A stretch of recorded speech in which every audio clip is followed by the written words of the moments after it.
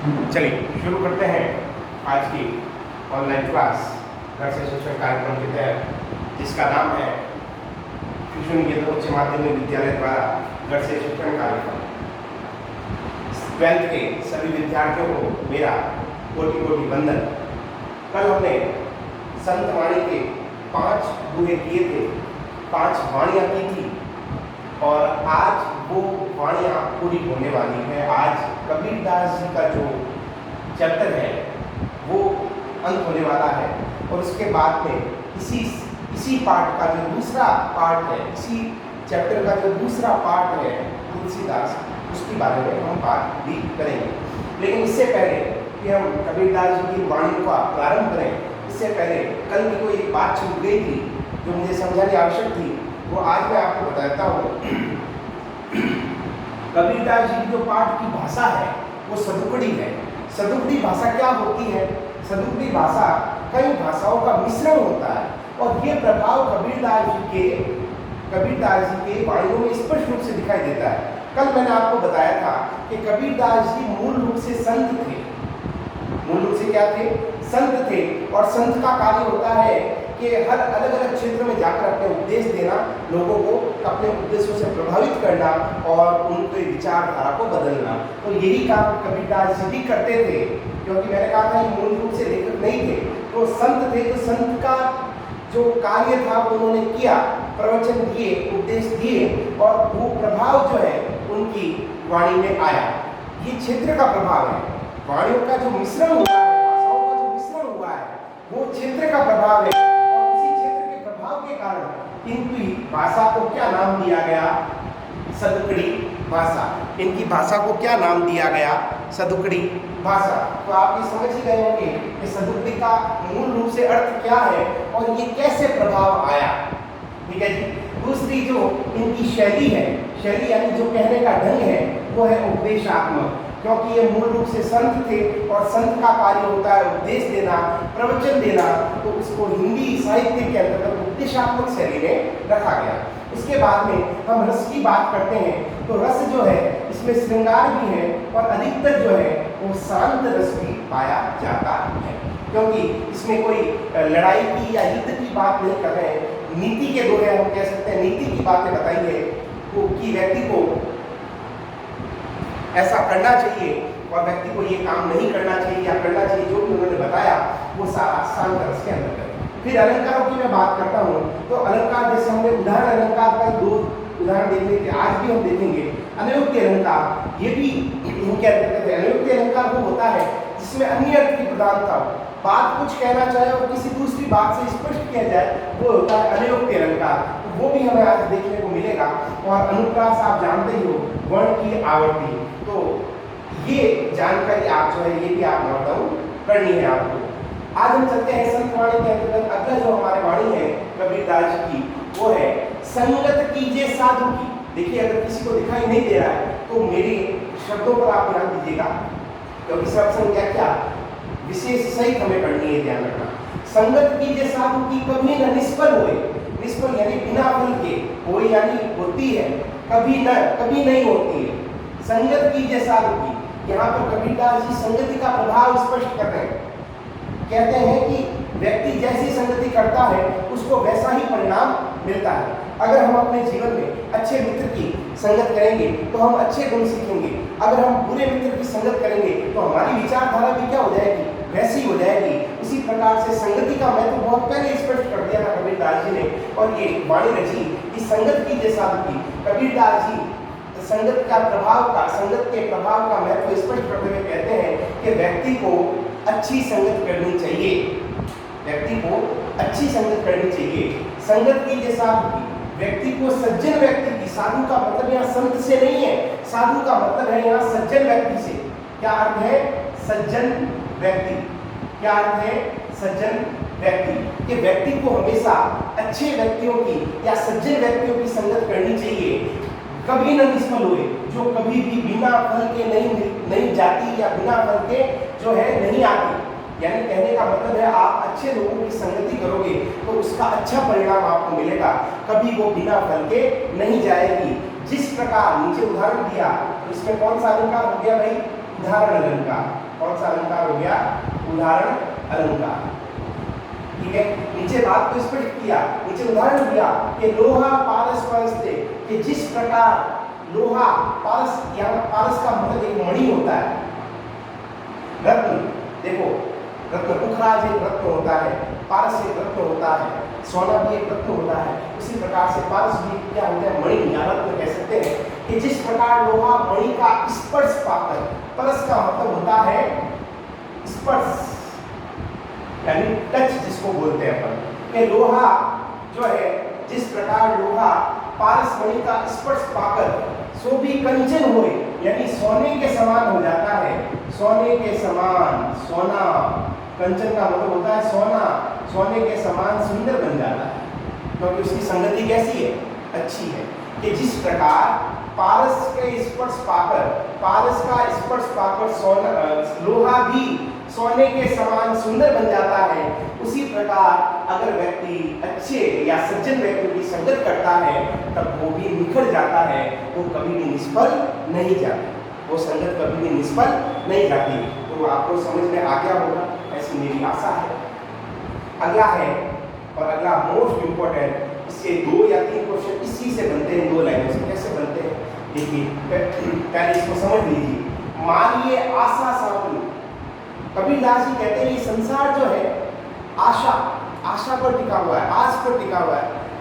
हर एक छोटा व्यक्ति अपने जीवन में आस लेके रहता है, छोटे से छोटा कह दो या बड़े से बड़ा कह दो, हम सबकी एक आशा है, हम सबका एक, हम आशा पे चलते हैं, ऐसा हो जाएगा, ऐसा होता है, या इस प्रकार की जो आशाएं हैं हम लगा लेते हैं।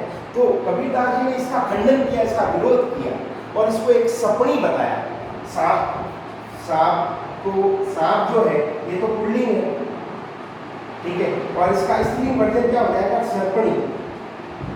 तो क्या कहा कि आशा, आशा क्या होती है? स्त्रीलिंग होती है, इसलिए उसको सर्पणी का, आशा अगर पुल्लिंग होती तो सांप कह देते हैं। तो सीधी सी बात है, कबीरदास जी कहते हैं कि व्यक्ति को जो है अपने जीवन में कभी भी आस नहीं रखनी चाहिए, आशा नहीं रखनी चाहिए। और हम क्या करते हैं?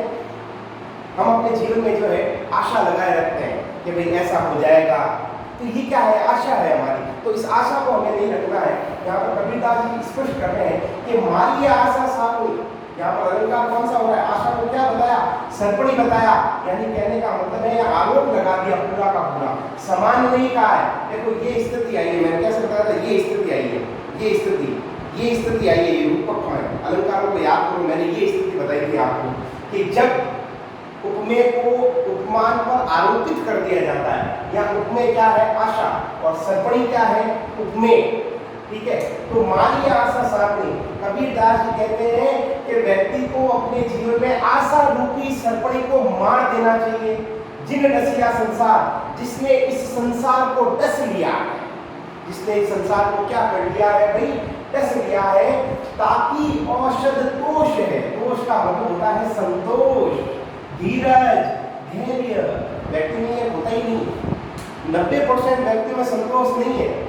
अब संतोष की आप पहचान कैसे करोगे? कोई व्यक्ति काम के लिए जल्दबाजी करता है तो उसमें धैर्य ही नहीं।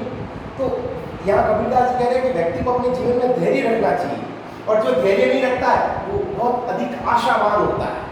और हाँ, व्यक्ति को आशा रखनी चाहिए, क्योंकि ये मानवीय जीवन है, हम कोई ईश्वर नहीं है कि हमारे अंदर ये गुण नहीं होंगे या ये दोष नहीं होंगे।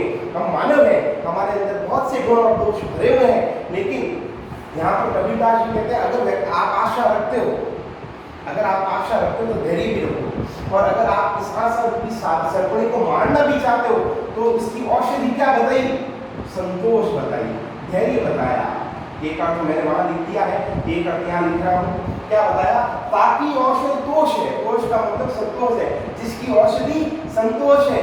ये गुरु मंत्र विचार, यही क्या है? गुरु मंत्र है। तो यहाँ पर वापस से बोल देता हूँ, कबीरदास जी गुरु मंत्र, कबीरदास जी कहते हैं कि व्यक्ति को अपने जीवन में आशा रूपी सर्पणी को मार देना चाहिए। जिसने संसार को डस के रखा है उसकी औषधि संतोष है, यही गुरु मंत्र है। यही क्या है? गुरु मंत्र है। तो यहाँ पर अलग अलग क्वेश्चन कैसे बनते हैं देखो, वापस बोलूँ एक बार, मैं वापस बोलता हूँ, थोड़ा ध्यान से समझिएगा। कबीरदास जी कहते हैं कि व्यक्ति को अपने जीवन में आशावान नहीं होना चाहिए। कबीरदास जी कहते हैं अपने जीवन में आशावान नहीं होना चाहिए। आशा रूपी सर्पणी को मार देना चाहिए। जिसने इस संसार को डसकर रखा है उसकी औषधि क्या बताई? संतोष बताई, धैर्य बताया, धीरजता बताई। यही गुरु मंत्र है। तो यहाँ पर क्वेश्चन कैसे बनते हैं? देखो मैंने कहा था कबीरदास जी के अनुसार गुरु मंत्र क्या है? पहला क्वेश्चन, कबीरदास जी जो है आशा रूपी सर्पणी की औषधि किसे बताते हैं? ठीक है, आशा रूपी सर्पणी के बारे में कबीरदास जी के विचार को स्पष्ट कीजिए तो उसका पूरा उत्तर आएगा। तो ये 3 टाइप के सवाल इससे बनते हैं। अगला ये भी इंपॉर्टेंट और ये 2 से 3 बार बोर्ड ने 2 बार पूछ रखा है, 2 टाइम्स ये 2 बार आपके बोर्ड में आ चुका है। ठीक है, अगला है कागा काको धन हरे कोयल काको दे। वाणी का महत्व बताया है। यहाँ पर वाणी का महत्व स्पष्ट किया और कबीरदास जी कहते हैं कि व्यक्ति के मीठी वाणी का महत्व अधिक होता है संसार के अंदर। संसार के अंदर मीठी वाणी का महत्व अधिक होता है। उदाहरण दिया, क्या कहा? कागा काको धन है कि कौआ किसी का धन, कागा काको धन है, कौआ किसी का धन हड़ता नहीं है यानी लेता नहीं है। कोयल काको दे, कोयल किसी को अपना धन देती नहीं है। मीठा शब्द सुनाई दे जग अपनों कर ले। ये तो वाणी का ही महत्व है, ये शब्दों का ही महत्व है, मीठी वाणी का ही महत्व है कि कोयल मीठी आवाज बोलकर व्यक्ति के मन को हर लेती है और कौआ कर्कश की आवाज करके व्यक्ति के मन में जगह नहीं बना पाता है। यानी कौआ जब कर्कश करता है, कर्कश यानी जब बोलता है, तब वो व्यक्ति को सुहाता नहीं है, उसको दूर भगाने का प्रयास करते हैं। और कोयल जो है मीठी वाणी बोलती है तो वो व्यक्ति के मन को क्या कर लेती है? हर लेती है। इसलिए व्यक्ति को हमेशा मीठे शब्द यानी मीठी वाणी बोलनी चाहिए। वापस मैं बोल देता हूँ, कागा काको धन हरे। यहाँ पर वाणी का महत्व स्पष्ट करते हुए कबीरदास जी कहते हैं कि कौआ किसी का धन नहीं हरता और कोयल किसी को धन नहीं देती। मीठा शब्द सुनाए के जग अपनों कर ले। ये तो वाणी का ही महत्व है कि कोयल जो है बोलकर व्यक्ति के मन में जगह बना लेती है और कौआ जो है कर्कश की आवाज से व्यक्ति के हृदय में जगह नहीं बना पाता। व्यक्ति उसको दूर भगाने का प्रयास कर लेता है। जग अपनों कर ले, जग अपनों कर यानी सारा संसार हर लेता है, हर लेना। कोयल जब बोलती है तो हर लेती है मन को, कौआ जब बोलता है तब वो उसको दूर भगाने का प्रयास किया जाता है। आगे बात समझ में, इसमें अनयोक्ति अलंकार है। अनयोक्ति यानी अन्य अर्थ की प्रधानता, अनयोक्ति अलंकार। वापस एक बार मैं तीनों के अर्थ बोल रहा हूँ, जरा ध्यान से सुनिएगा। पहला है, मैं सिर्फ अर्थ बोल रहा हूँ।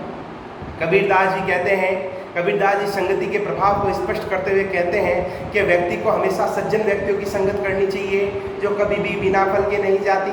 जिस प्रकार लोहा पारस का स्पर्श पाकर सोने के समान सुंदर बन जाता है, उसी प्रकार अगर व्यक्ति सज्जन व्यक्ति की संगत करता है तो वह भी सुंदर बन जाता है। उदाहरण अलंकार है इसमें। ठीक है, अगला है व्यक्ति, कबीरदास जी कहते हैं कि व्यक्ति को अपने जीवन में कभी भी आशा नहीं रखनी चाहिए। आशा रूपी सर्पणी को मार देना चाहिए जिसने इस संसार को डसकर रखा है। कबीरदास जी ये गुरु मंत्र देते हैं कि आशा रूपी सर्पणी को तभी व्यक्ति मार सकता है जब उसके मन में क्या हो? धैर्य हो, संतोष हो। यानी आशा रूपी सर्पणी को मारने की औषधि क्या बताई? संतोष या धैर्य। ठीक है, और अंतिम है वाणी का महत्व स्पष्ट करते हुए कबीरदास जी कहते हैं कि कौआ किसी को धन नहीं हरता यानी लेता नहीं है और कोयल किसी को धन नहीं देती है। ये तो मीठी वाणी का ही महत्व होता है कि दोनों जो है, कोयल बोलकर व्यक्ति के मन को हर लेती है और कौआ बोलकर व्यक्ति के मन में जगह नहीं बना पाता, व्यक्ति उसको दूर भगाने का प्रयास करता है। आगे बात समझ में? आशा करता हूँ कि आपको समझ में आ गया होगा। ये हमारे अध्याय फर्स्ट का एक पार्ट कंप्लीट हुआ है, 3 पार्ट में है। पहला है कबीरदास, दूसरा इसी के अंदर है तुलसीदास और तीसरा इसी के अंदर है कृपाराम खेड़िया जो राजस्थानी कवि थे। आगे बात समझ में? आशा करता हूँ कि आपको समझ में आया होगा। तीनों की सर्वसम व्याख्या आपको करनी है, ये ध्यान रखना और ये चीज भी आप उतार देना। आगे बात समझ में? इसी के साथ जय हिंद, धन्यवाद, वंदे मातरम।